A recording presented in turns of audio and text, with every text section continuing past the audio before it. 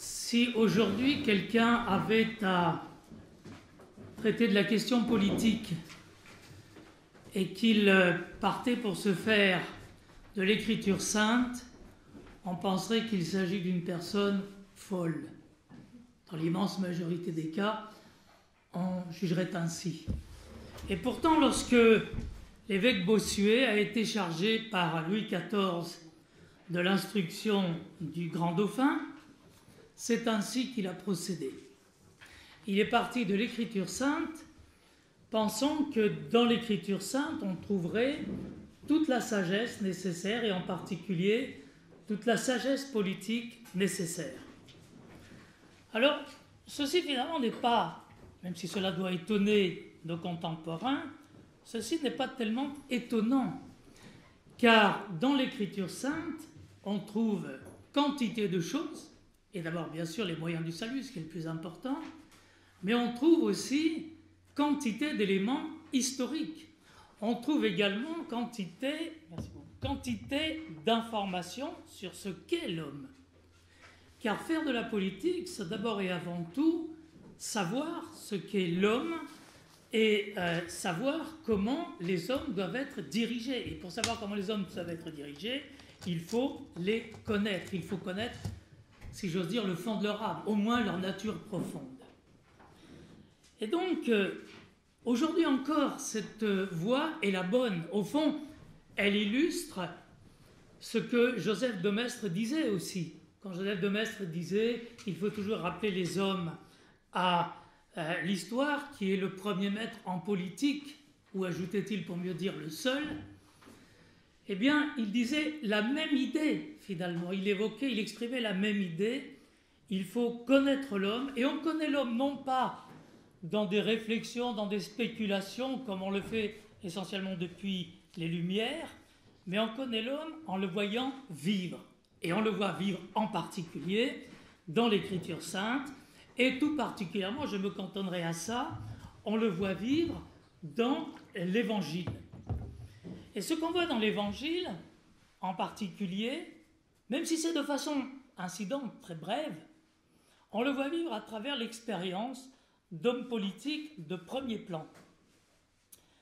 D'hommes politiques qui vont se trouver confrontés à des situations très particulières, exceptionnelles, et donc on va pouvoir juger de la manière dont ils vont se comporter. Et pour nous, qui avons pris comme objet d'étude pour cette session la vérité vous rendra libre, on va pouvoir vérifier si c'est vrai que la vérité rend libre. Est-ce que, confrontés à cette question de la vérité, ces hommes politiques ont été libérés ou non? Je ne tairai pas plus longtemps la réponse, je ne garderai pas le suspense plus longtemps. On verra que ce sont plutôt des contre-exemples. Mais on verra aussi que ces contre-exemples sont extrêmement éclairants, me semble-t-il. Je m'empresse de dire que cette analyse que je vais faire brièvement devant vous, elle n'est pas celle d'un théologien, ce que je ne suis pas. Moi, je suis historien essentiellement des idées politiques, et pour la circonstance, je prends l'Évangile comme une œuvre humaine. Je ne dis pas qu'il est cela, bien entendu, mais je fais l'analyse que je pourrais faire devant mes étudiants, avec peut-être ici ou là une incidente que vous pourrez voir. Dans l'Évangile, il y a peu d'éléments sur la politique. L'Évangile ne s'intéresse pas tellement à la politique, raison pour laquelle les progressistes de tout poil qui veulent politiser l'Évangile ont beaucoup de mal à le faire. Dans l'Évangile, il y a peu d'éléments politiques, mais quelques épisodes extrêmement intéressants, quelques personnages de premier plan, bien typés, qui vont nous permettre de nous faire des opinions assez sûres. Ces personnages, il y en a trois, je crois, je parle sous le contrôle des théologiens. C'est Hérode, qu'on appelle Hérode le Grand, c'est Hérode Antipas, son fils, et c'est bien sûr Ponce Pilate. Tous trois, d'une manière ou d'une autre, vont être confrontés à la vérité. Comment les uns et les autres vont-ils se comporter? D'abord sur Hérode le Grand, une remarque très importante qu'il faut faire et qui justifie cette approche que je conduis devant vous, qui est une approche historique, c'est que Hérode le Grand nous est connu par les évangiles, un peu, mais beaucoup par des historiens laïcs, et tout particulièrement par l'historien juif Flavius Joseph. Et ce qui est très frappant, c'est que quand on confronte les sources scripturaires, les évangiles, et les sources profanes, il n'y a absolument pas de contradiction entre les deux. Le personnage d'Hérode, tel qu'on le voit avec force détail chez Flavius Joseph, il est exactement conforme à l'Hérode qu'on voit dans les évangiles. Et finalement, Flavius Joseph complète ce qu'il y a dans les évangiles, mais il ne les contredit absolument pas. En deux mots, qui est Hérode? Hérode, d'abord, c'est le membre d'une grande famille qui est ami des Romains. Il a joué la carte des Romains, finalement, pour sa réussite personnelle. Cette famille a joué la carte des Romains pour réussir. Et c'est un homme qui, vous allez le voir, est extrêmement moderne. Au fond, Hérode, il pourrait vivre aujourd'hui, il ne détonnerait pas. Et pour Bruno Gollnisch et moi, qui avons, enfin, lui plus que moi, qui avons bien connu le milieu politique, j'ai été élu quelques décennies à la région, et lui au Parlement européen, on connaît encore mieux ce milieu que moi, ça m'étonnerait beaucoup qu'il me contredise. Hérode, c'est un type de politique qu'on retrouve aujourd'hui, et je dirais c'est même le type dominant chez les hommes politiques. D'abord, c'est un homme habile, au sens pas nécessairement péjoratif du terme. Il est habile parce qu'il connaît son affaire. Et tous ceux qui ont fréquenté un peu les milieux politiques savent que ces milieux-là sont remplis d'hommes habiles. Mais quand je dis habiles, je ne veux pas dire seulement des gens qui sont des magouilleurs, ils le sont aussi souvent, mais ce sont des gens qui connaissent leur affaire. Ils savent, quand ils font une réception, comment faire un petit discours, ils savent comment passer des compromis, etc. Ils savent se débrouiller. Également, ce sont des gens qui réalisent. Tous les hommes politiques, c'est pour ça que les impôts augmentent, tous les hommes politiques veulent faire des choses, la piscine, la salle polyvalente, etc. Donc ils dépensent. Eh bien, pareil, Hérode a été un bâtisseur. Pourquoi un bâtisseur? Parce que les bâtiments, ça reste. Il sait que quand il sera mort, les bâtiments lui survivront. En fait, ils ne survivront pas tellement, puisqu'entre autres, il a construit une partie du temple de Jérusalem, et ce sont ses amis romains qui l'ont détruit quelques décennies plus tard. Titus, en l'occurrence. Un trait peut-être un peu moins moderne, dans ces temps qui sont les nôtres et qui sont des temps où on fait toujours assaut de sentimentalisme, c'est un homme cruel. C'est un homme qui n'hésite pas à tuer quand ça l'arrange. Il a même tué son épouse.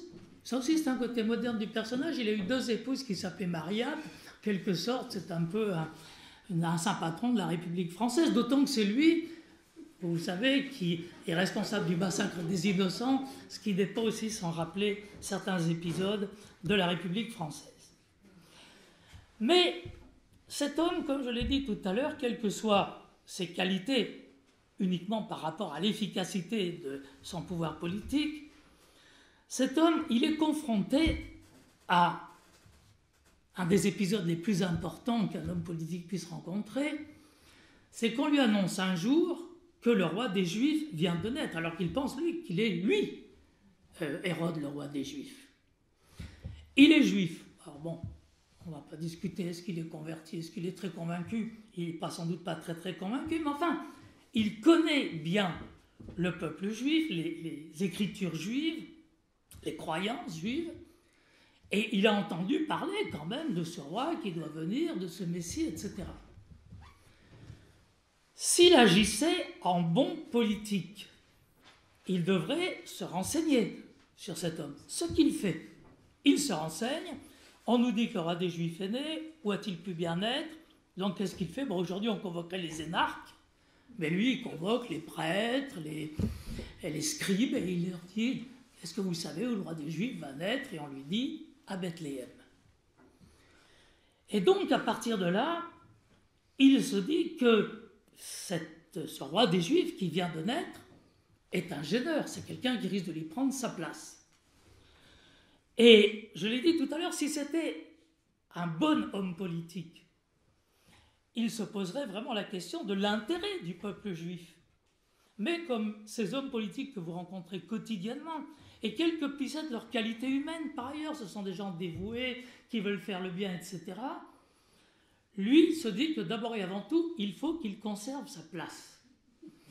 Et au passage, si j'évoque cet épisode, c'est que, ainsi, j'entends nous mettre en garde, nous. Parce que si nous rentrons dans le monde politique, nous devons savoir que, comme les autres, nous serons tentés de vouloir conserver notre place. Et essayer de nous maintenir plutôt que d'essayer d'assurer le bien commun. Et que fait donc Hérode? S'étant renseigné, il convoque les mages en secret.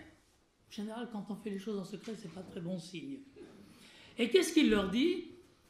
Allez trouver ce roi des Juifs, venez me dire où il est, de manière à ce que j'aille l'adorer. Au fond, il dit très exactement ce qu'il devrait faire. Il devrait aller adorer ce roi des Juifs. D'ailleurs, il aurait un peu de temps devant lui. S'il vient de naître, il a encore quelques décennies avant que ce roi soit majeur et lui prenne sa place. Il ne veut pas prendre de risque. Et qu'est-ce qu'il décide de faire? D'éliminer ce jeune roi des Juifs. Et le bon Dieu veille, Saint Joseph aussi, l'enfant est protégé. Et là, on voit toute la cruauté du personnage, toute cette méchanceté. C'est le fameux massacre des innocents. Je ne vous fais pas un dessin. Massacre d'ailleurs parfaitement inutile, puisqu'au bout du compte, l'enfant est sauvé. Modernité donc du personnage qui non seulement épouse des Mariannes, mais en plus tue des enfants. Et pourquoi il tue des enfants? Parce que ce sont des gêneurs. Et même s'il faut tuer essentiellement des gens qui n'ont rien à voir avec ça, d'ailleurs tous ceux qui seront tués n'auront rien à voir avec cette histoire, ne représentent absolument pas une menace pour lui, comme aujourd'hui beaucoup d'enfants sacrifiés sont jugés comme étant potentiellement dangereux pour une famille, etc. Et donc on élimine un grand nombre de ces enfants. Alors pour nous, quels enseignements?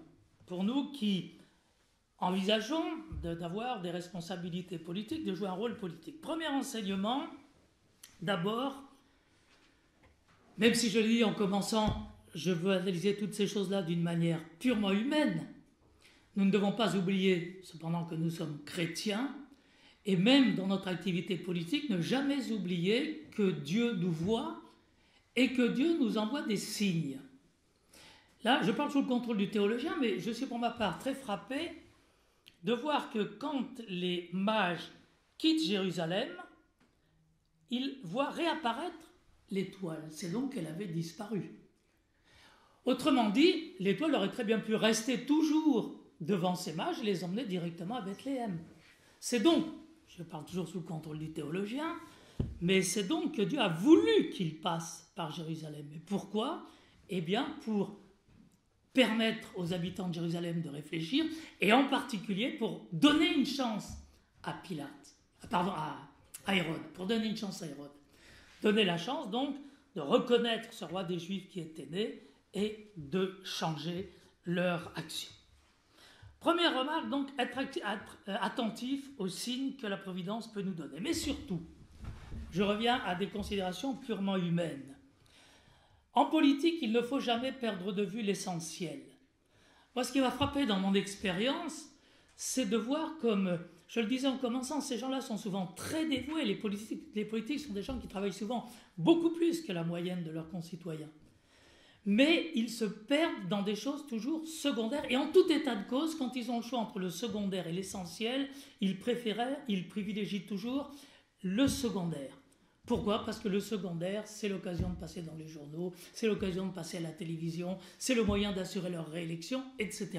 Et s'ils ont le choix entre rester fidèles à leur engagement, à vraiment choisir le bien commun de l'État et du peuple, ou garantir leurs propres intérêts, eh bien, ils privilégieront toujours leur intérêt. Alors, quand on dit que la vérité rend libre, eh bien, si Hérode avait écouté la vérité, s'il avait réfléchi un peu, s'il s'était dit, mais au fond, comment se fait-il que ces gens viennent de l'Orient jusque chez nous pour adorer le roi des Juifs qui n'est pas le leur? Comment se fait-il qu'il m'ait été envoyé à moi? Je me dis juif, mais peut-être après tout que ce Dieu des Juifs, il existe bien, peut-être qu'on me fait un signe. Et donc, s'il avait réagi comme ça, il aurait été libre par rapport à ses ambitions, par rapport à tous les enjeux de pouvoir qu'il y avait à Jérusalem, et il aurait agi librement et par conséquent dans l'intérêt du peuple juif, ce qui n'a pas été le cas. Également, un autre enseignement qu'on peut en tirer, c'est que Hérode a voulu éliminer les gêneurs. C'est-à-dire qu'il a accepté finalement une concession, parce que quand même tuer des quantités d'enfants, comme il l'a fait, donner l'ordre de tuer des quantités d'enfants, ce n'était pas une décision facile à prendre, même si par ailleurs il était cruel et sanguinaire, c'était tout de même des enfants. Il l'a fait en espérant qu'il éviterait les inconvénients qu'il pressentait. Et il n'a rien évité du tout. Et ça, c'est un enseignement politique que pour ma part j'ai pu constater. Les concessions ne servent à rien. Il ne faut jamais transiger sur ses principes. Quand vous transigez sur vos principes, finalement vous encouragez les autres à vous dominer encore plus parce que vous-même reconnaissez vos erreurs en transigeant sur vos principes. Et enfin, bien sûr, tout n'est pas permis en politique. Quantité de gens ont accepté de voter ces lois scandaleuses que nous connaissons aujourd'hui, et pourtant ils savent au fond d'eux-mêmes que ce qu'ils ont permis n'est pas bien, ils savent que c'est intrinsèquement mauvais, ils l'ont fait quand même parce qu'ils pensent qu'en démocratie, c'est le peuple qui décide et que le peuple peut faire ce qu'il veut. L'immense avantage que nous avons, nous catholiques, et je peux le confier, quand il y a eu les premiers débats sur la question de l'avortement, d'emblée, je n'ai pas été motivé par cette question-là. C'est à la longue. C'est à force d'entendre les paroles de l'Église que j'ai dit non, on ne peut pas tuer des enfants. Mais quand vous êtes entouré par des gens qui vous disent tous, mais finalement, ça vaut mieux, il vaut mieux que les enfants soient avortés plutôt que malheureux, etc., etc., on se laisse prendre par ces discours. Eh bien, l'immense avantage d'avoir cette boussole, c'est qu'on ne tombe pas dans ces erreurs. Et pour l'homme politique, c'est essentiel. Savoir qu'il y a des choses qui ne sont pas permises, qui ne sont pas permises. On ne peut pas faire cela. La question ne se pose même pas. J'en viens au fils. Hérode Antipas, c'est le digne fils de son père. Il en a les qualités, en moindre sans doute, et les défauts, peut-être en moindre aussi. Un trait de sa biographie, que nous disent les historiens profanes, c'est lui qui aurait construit la ville, qui aurait fait construire la ville de Tibériade. Donc c'est aussi un bâtisseur, comme le père, et en plus, ville de Tibériade, c'est une ville à la gloire de l'empereur Tibère. Donc il a mis ses pas dans les pas de son père, à savoir, il fait ami avec les Romains. C'est sûrement un politicien habile, puisque notre Seigneur lui-même le dit. La seule fois où il parle de lui, il parle de ce renard. Donc en général, l'image du renard, c'est l'image de l'habileté. C'est un homme qui a une vie personnelle compliquée. C'est le champion de la famille recomposée, puisqu'il a épousé sa nièce, Hérodiade, qui avait déjà épousé un autre oncle. Elle a fait fort, elle a épousé ses deux oncles, enfin pas ses deux, mais deux de ses oncles, plus exactement. C'est elle-même la petite fille d'Hérode. Les raisons pour lesquelles il a épousé Hérodiade, on ne sait pas trop. Est-ce la convoitise, est-ce peut-être des raisons politiques? C'est plus vraisemblablement, d'après ce que disent les historiens laïcs, des raisons politiques pour conforter sa position auprès des Romains. Peu importe, je n'entre pas dans les détails. Mais ce qui est important, c'est que quand il épouse sa nièce, ce qu'il n'a pas le droit de faire, parce que c'était déjà la femme de son frère. Alors là encore, je parle sous contrôle du théologien, mais on pouvait épouser la femme de son frère dans le cas du léviras, et si le frère n'avait pas eu d'enfant. Donc là, il y avait une exception, il s'agissait de susciter une postérité à son frère. Mais là, le frère ayant eu une postérité, dont d'ailleurs l'Évangile nous parle, c'est la fameuse Salomé, il n'avait aucune raison, il n'avait pas le droit d'épouser la femme de son frère. Et c'est ce que lui dit Jean-Baptiste. Quand il le voit, il dit « Tu n'as pas le droit d'avoir la femme de ton frère ». Et la réaction de Hérode Antipas est extrêmement intéressante. Et là, c'est là qu'on voit la profondeur de l'Évangile, la richesse psychologique de l'Évangile. En deux mots, il nous dit tout. C'est là qu'on voit que cette écriture est surhumaine. Des écrivains laïcs auraient pu écrire ça en des dizaines de pages. L'Évangile vous dit ça en 2 lignes. Qu'est-ce qu'il nous dit de Hérode Antipas? C'est qu'il a fait mettre en prison Jean-Baptiste, parce que Jean-Baptiste l'accuse, mais il le fait quand même venir, il l'écoute. Et là, les prêtres savent ça, bien sûr, beaucoup mieux que nous, mais on voit là toute l'âme tourmentée. cet homme qui est attiré par, est-ce la convoitise, est-ce l'ambition politique, peu importe, mais en même temps qu'il sait qu'il fait le mal, il voudrait ne pas le faire, mais il n'arrive pas à ne pas le faire. Il est véritablement écartelé. Et il fait donc venir Jean-Baptiste, il l'écoute. Donc Jean-Baptiste est là, le critique, le condamne, et pourtant il veut encore l'écouter. Il y a ce partage dans son âme, il y a un peu d'indulgence, un peu de désir de vérité. Sa femme ne l'entend pas de cette oreille. Les femmes sont ou meilleures que nous, ou pires. C'est souvent comme ça. Et elle, évidemment, en l'occurrence, elle est pire. C'est elle qui porte, si j'ose dire, la culotte dans le ménage. D'ailleurs, les historiens profanes nous disent que c'est à cause d'elle que Antipas est tombé en disgrâce. Il paraît qu'elle l'a accompagné dans sa disgrâce, mais les historiens disent oui, mais elle l'a accompagné parce qu'elle savait qu'elle ne pouvait pas faire autrement. Donc elle est restée avec lui, pas par fidélité, si l'on peut dire, mais parce qu'elle ne savait pas trop où aller, en particulier elle n'osait pas se réfugier chez un de ses frères qui aurait pu lui faire des misères. Bref, quoi qu'il en soit, cette femme, elle a peur de Jean-Baptiste. Elle a d'autant plus peur qu'elle voit son mari, son second mari, avoir des problèmes de conscience. Elle a peur qu'il finisse par la lâcher. Et donc, il faut absolument se débarrasser de cet homme, Jean-Baptiste. Et l'occasion lui sera donnée, vous connaissez tous l'histoire, par l'anniversaire d'Antipas et la fille donc de Hérodiade qui vient danser. Alors, on regarde ça parfois un peu de manière bibliothécreuse, mais entre adultes, s'il est prêt à lui donner la moitié de son royaume, je ne pense pas uniquement que c'est parce qu'il y avait un côté un peu artistique dans ses danses. Véritablement, en voilà le côté peut-être de la convoitise chez Antipas. Il est prêt, dit-il, à lui donner la moitié de son royaume. Et le résultat de cette affaire, c'est que, et là encore, en 2 lignes, l'évangile est d'une richesse psychologique considérable. La fille sort, elle demande à sa mère, qu'est-ce que je vais faire? Elle aurait pu dire, donne-moi des belles robes, ou bien donne-moi la moitié de ton royaume. Non, elle sort, elle va demander à sa mère ce qu'il faut faire. Et sa mère, évidemment, elle saisit l'occasion pour se venger, et elle lui dit, la tête de Jean-Baptiste. Et vous voyez d'ailleurs que la fille en rajoute, parce qu'elle n'arrive pas en disant la tête de Jean-Baptiste, elle dit, je veux que tu me donnes maintenant sur un plat. Maintenant sur un plat, la tête de Jean-Baptiste.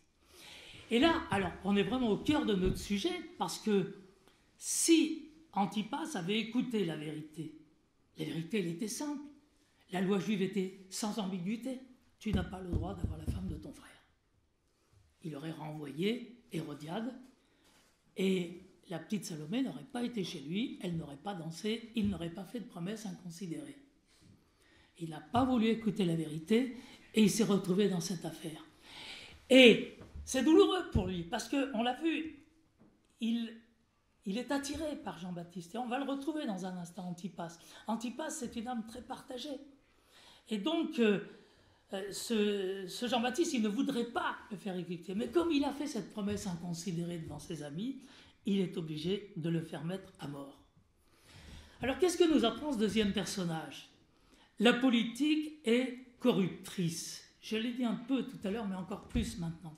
La politique est corruptrice, parce que la politique, c'est la facilité.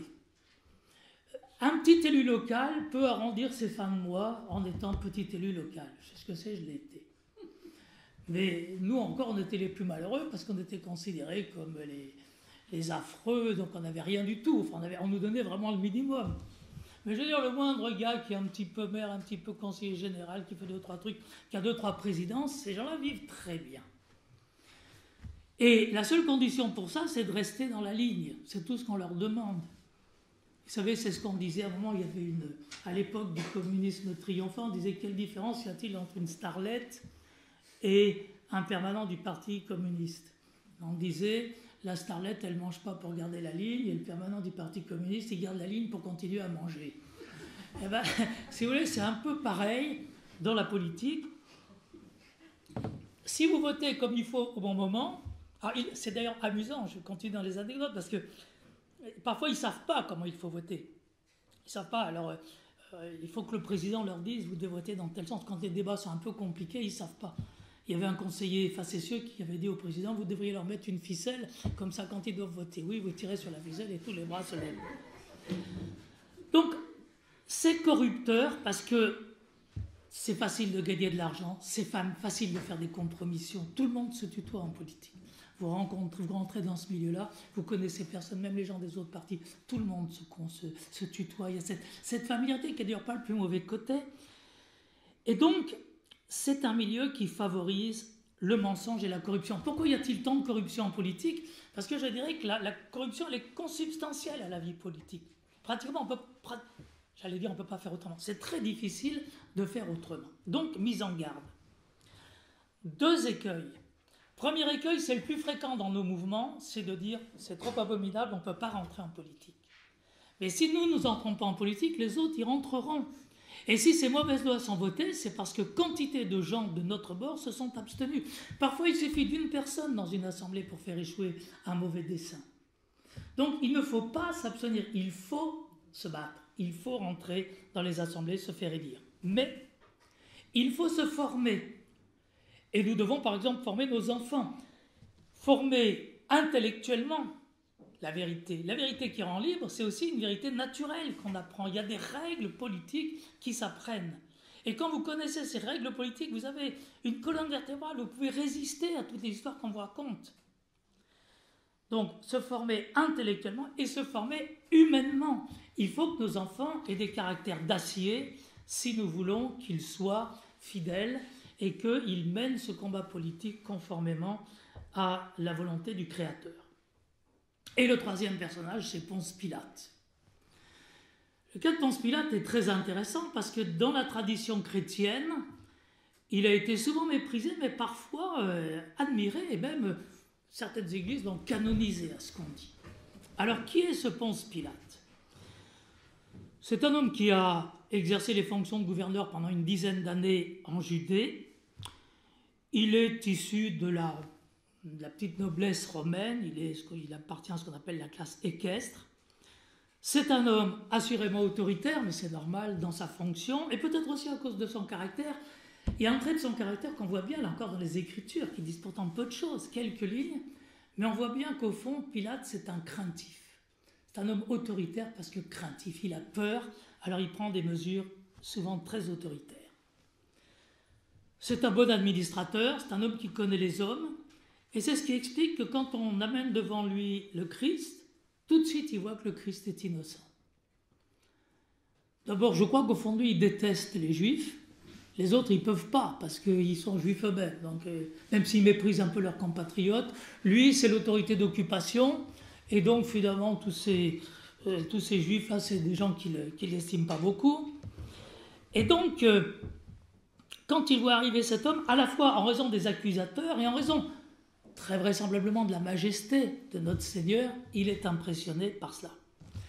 Une phrase qui me frappe beaucoup dans l'Évangile, ils se mirent à l'accuser, donc le Christ, en disant, écoutez bien, nous avons trouvé cet homme excitant notre nation à la révolte, empêchant de payer le tribut à César et se disant lui-même Christ roi. Moi, il me semble que si j'étais Pilate, je serais beaucoup plus intéressé par les 2 premières accusations que par la 3e, parce qu'à la limite, on vous amène quelqu'un qui se dit Christ roi. Mais quelqu'un qui incite à la révolte, moi qui suis responsable de l'autorité d'occupation, quelqu'un qui dit qu'il ne faut pas payer l'impôt, au passage, tout ceci est absolument faux, puisque dans l'Évangile, on voit que le Christ dit exactement le contraire. Ces gens-là, évidemment, n'hésitent pas à utiliser la calomnie. Eh bien, il ne s'arrête pas à ces accusations, parce qu'il sait qu'elles sont fausses. Pilate est un homme qui a du jugement, je crois. Et donc, il ne croit pas ces accusations. En revanche, il est intéressé par l'affaire du Christ roi. Et c'est là-dessus qu'il interroge le Christ. Et qu'est-ce que le Christ lui répond? Je suis venu rendre témoignage à la vérité. Et là encore, en très peu de mots, l'Évangile est extrêmement profond. La réponse de Pilate, qu'est-ce que la vérité? Pilate est un homme qui ne croit pas à la vérité. Pas spécialement à la vérité du Christ, parce qu'au passage, il a la vérité en face de lui. Il dit qu'est-ce que la vérité? Et il a en face de lui le seul homme dans l'histoire du monde, à ma connaissance, qui a dit je suis la vérité. Il a la vérité en face de lui, il dit qu'est-ce que la vérité? Mais pour Pilate, ce n'est pas du tout une réponse aussi profonde qu'il fait qu'est-ce que la vérité? Qu'est-ce que la vérité? Il y a quelques années, c'était les gens de ma génération s'en souviennent, on disait il n'y a pas de vérité. Aujourd'hui, on sait qu'il y a des vérités, essentiellement entre 40 et 44. Mais à l'époque, il n'y avait pas de vérité. Ne croyez plus aux vérités. Qu'est-ce que la vérité? Eh bien, il est comme ces gens-là qui ne croient pas à la vérité. Ils ne croient pas à la vérité. Et c'est pour ça d'ailleurs que, d'une certaine façon, ils veulent le relâcher, parce qu'ils se disent, cet homme-là, c'est un naïf, il ne ferait pas de mal à une mouche, un homme qui croit à la vérité, pensez-vous. Et ce qui est aussi très frappant dans l'Évangile, c'est qu'il dit, qu'est-ce que la vérité? Pose une question. Il pouvait attendre une seconde la réponse. Non, il sort tout de suite. Qu'est-ce que la vérité? Et il sort. Et il dit, je ne retrouve rien à condamner en substance, je ne trouve rien à condamner chez cet homme-là. Donc, il voit que le Christ est innocent. Alors, qu'est-ce qu'il pourrait faire? Eh bien, il pourrait agir comme a agi un autre Romain quelques années après. C'est le tribun Claudius. Quand l'apôtre Paul se trouve en mauvaise posture à Jérusalem, devant à peu près la même foule, qu'est-ce que fait Claude? Il arrache Paul à ces hommes qui voulaient les triper, il l'enferme dans la forteresse et il instruit son procès. Ce tribun s'est comporté en chef. Mais Pilate, non. Pilate, c'est un faible. C'est le magouilleur. Il dit, on va essayer de s'en sortir par des moyens comme ça détournés. Et ça aussi, c'est l'immense majorité des politiques. Il n'y a pas d'homme d'État pratiquement aujourd'hui en France. Très rare. Peut-être le dernier a été Le Pen. Mais des gens qui vraiment sont prêts à braver l'impopularité, sont prêts à dire des choses qui les mettent en difficulté, peut-être même au péril de leur vie. Très peu d'hommes sont prêts à le faire. Des hommes sont prêts à faire de la politique, ça vous en trouvez à tous les coins de rue. Mais des vrais hommes d'État, il n'y en a pas. Le tribun s'est comporté en chef. Que va faire Pilate? Eh bien, la première idée de Pilate, c'est quand il entend dire que Jésus est galiléen, la bonne affaire, galiléen, c'est pas moi. Galiléen, c'est Hérode Antipas qui a la juridiction sur la Galilée. Et donc, on le renvoie à cet Hérode Antipas qu'on a vu tout à l'heure. Et on le retrouve tel qu'en lui-même, Hérode Antipas. Quand il se trouve né avec le Christ, d'abord, un trait que note l'Évangile, il se demande si c'est pas Jean-Baptiste qui est ressuscité. Donc, il croit à la résurrection. Oui, qu'il est très partagé. C'est un homme qui est vraiment pétri de contradictions. Mais donc, comme c'est un homme exceptionnel, il va faire des miracles. Alors, il aimerait qu'il fasse un peu le prestidigitateur, au moins qu'il dise des choses. Mais le Christ méprise cet homme-là, il ne dit rien. Et donc, que fait Hérode? Il le renvoie à Pilate. Et là, Pilate en tire argument. Il dit à la foule, vous voyez, on me l'a renvoyé. Pilate, Hérode ne trouve rien à redire en lui. Moi non plus, je vais donc le relâcher.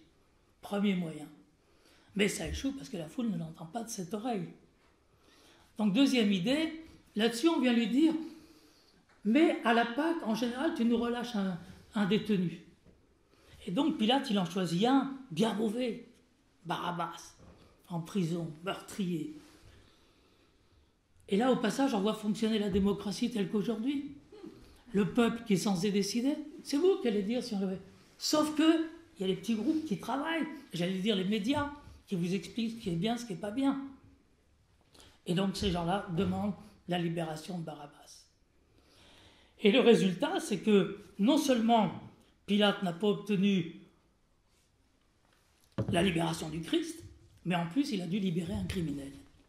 Et finalement, il va devoir le donner pour être crucifié. Voilà donc un troisième exemple. Et on voit finalement ici encore un homme politique très actuel. C'est l'homme politique qui ne prend pas ses responsabilités. D'ailleurs, à la fin, qu'est-ce qu'il fait? Il se lave les mains. Ça, c'est très actuel. C'est le geste, vous savez, hein, le geste comme on fait à la télévision. Très important, parce que le geste, ça frappe les esprits. Donc, il se lave les mains, donc comme ça, il vient devant tout le monde, il me lave les mains, je suis innocent de ce sang. Alors qu'il n'est pas innocent du tout, puisqu'il avait la possibilité de l'empêcher d'être condamné. Mais il veut dire qu'il y est pour rien. On ne pouvait pas faire autrement. Le nombre de gens qu'on a rencontrés avec Bruno qui nous ont dit on ne peut pas faire autrement. Tu comprends, mais je suis d'accord avec toi. Bruno, je suis d'accord avec toi, 100%. Mais je suis même pire que toi, moi. Combien de fois je l'ai entendu ça? Je suis même pire que toi. Mais tu comprends, Bruno, on ne peut pas faire ça. On ne peut pas. On ne peut pas, pourquoi? Parce qu'il y a l'addition d'une somme de lâcheté. Et que l'addition d'une somme de lâcheté, ça ne peut pas faire un courage, c'est bien évident. En revanche, s'il y avait quelques personnes courageuses des gens comme nous, soi-disant forfanterie, à condition que nous cochions les cases que j'ai dites précédemment, s'il y avait des gens courageux qui savaient où aller et qui savaient ce qu'il fallait faire, où se trouve le bien commun, comment agir, eh bien les choses pourraient être changées. Voilà, je crois, quelques enseignements qu'on pouvait tirer de ces pages d'évangile. Je répète que je ne suis pas intervenu comme théologien, ce que je ne suis pas. J'ai parlé d'un bout à l'autre sous le contrôle d'un authentique théologien qui me reprendra autant que nécessaire et je ferai toutes les récipiscences nécessaires, je m'y engage par avance. Mais ces exemples nous montrent que les hommes politiques, au cours de leur action, même les plus petits, sont confrontés parfois à des choix qui peuvent apparaître comme très peu signifiants, voire insignifiants. Et pourtant, ça peut changer la vie d'un pays, déjà d'une commune, d'un département, d'un pays. Des choses aussi simples que maintenir une crèche de Noël, des choses aussi simples que faire une protestation parce qu'on a pris encore une loi permissive qui aggrave la situation d'un pays. C'est ces petites choses qui permettent d'améliorer les grandes, parce que si on est fidèle dans les petites, eh bien le bon Dieu fera en sorte qu'on soit fidèle dans les grandes. Je vous remercie.